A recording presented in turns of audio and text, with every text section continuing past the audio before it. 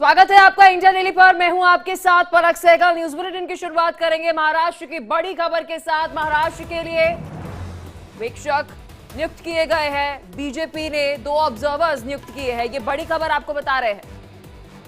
निर्मला सीतारमण और विजय रूपाणी बनाए गए हैं पर्यवेक्षक और 4 दिसंबर को विधायक दल की बैठक होगी। ये बड़ी खबर आपको बता रहे हैं कि इससे पहले ही आपको हमने जानकारी दी थी कि बीजेपी की तरफ से बहुत संभव है कि 2 ऑब्जर्वर्स जो है वे महाराष्ट्र भेजे जाएंगे। और इस बीच देखिए आपको बता दें कि वित्त मंत्री निर्मला सीतारमण और साथ ही विजय रूपाणी जो है वो ऑब्जर्वर तय किए गए हैं। 4 दिसंबर को विधायक दल की बैठक होने जा रही है और इस बैठक के अंदर निर्मला सीतारमण और साथ ही विजय रूपाणी जो है ऑब्जर्वर बनकर वहां पर पहुंचेंगे।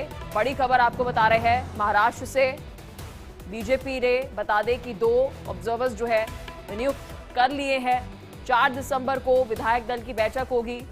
अब सभी की निगाह इस पर है कि क्या इस विधायक दल की बैठक के अंदर तय होगा, क्योंकि महाराष्ट्र के चुनाव नतीजों के बाद सबसे ज्यादा दिलचस्प बात यह है कि मुख्यमंत्री कौन बनेंगे। इसी खबर पर और अधिक जानकारी के साथ मेरे सहयोगी अभिषेक हमारे साथ फोन लाइन पर जुड़ चुके हैं। अभिषेक, खबर पर क्या अपडेट?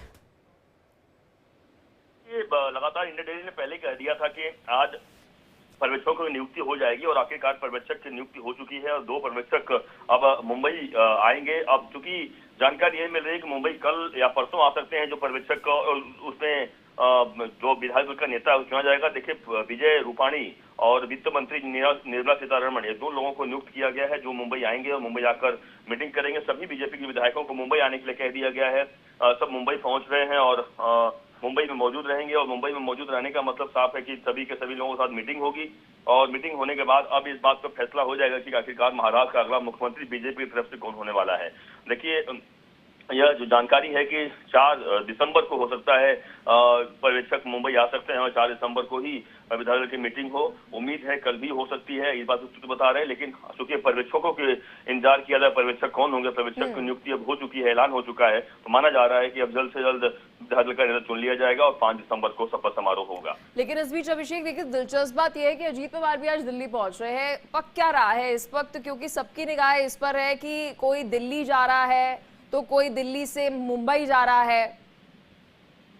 बिल्कुल। देखिए, अजीत पवार के कुछ इश्यूज हैं जिसको लेकर, क्योंकि जो जानकारी बता रहा हूँ आपको सूत्रों द्वारा कि तीनों नेता यानी देवेंद्र फडणवीस और एकनाथ शिंदे और अजीत पवार तीनों जाने वाले थे। क्योंकि एकनाथ शिंदे की तबीयत खराब है, वह आज उन्होंने अपनी मीटिंग भी सब कैंसिल कर दी है और वह किसी से नहीं मिल पा रहे हैं तबीयत खराब होने की वजह से। तो माना जा रहा है कि अजीत पवार गए। अजीत पवार कुछ मंत्रालय को लेकर बातचीत होगी कि कौन सा मंत्रालय क्या किस तरीके से दिया जाए। अजीत पवार भी वित्त मंत्रालय से लेकर तमाम अच्छे मंत्रालय मांग रहे हैं।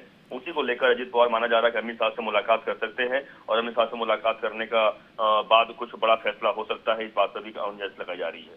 साथ ही अभिषेक, कुछ दिन पहले हम एकनाथ शिंदे को लेकर बात कर रहे थे और उस दिन जब हमने वो फोटो देखी थी उसके बाद आप और मैं ही बात कर रहे थे, पूरा एनालिसिस दर्शकों को दे रहे थे कि चेहरे जो है वो बहुत कुछ बयां कर रहे हैं। उसके बाद हमने देखा कि अपने गांव एकनाथ शिंदे जाते हुए नजर आए। अभी अगर शिवसेना शिंदे गुट के सोर्सेज से आपको क्या कुछ जानकारी है, एकनाथ शिंदे जो है क्या चल रहा है पार्टी में?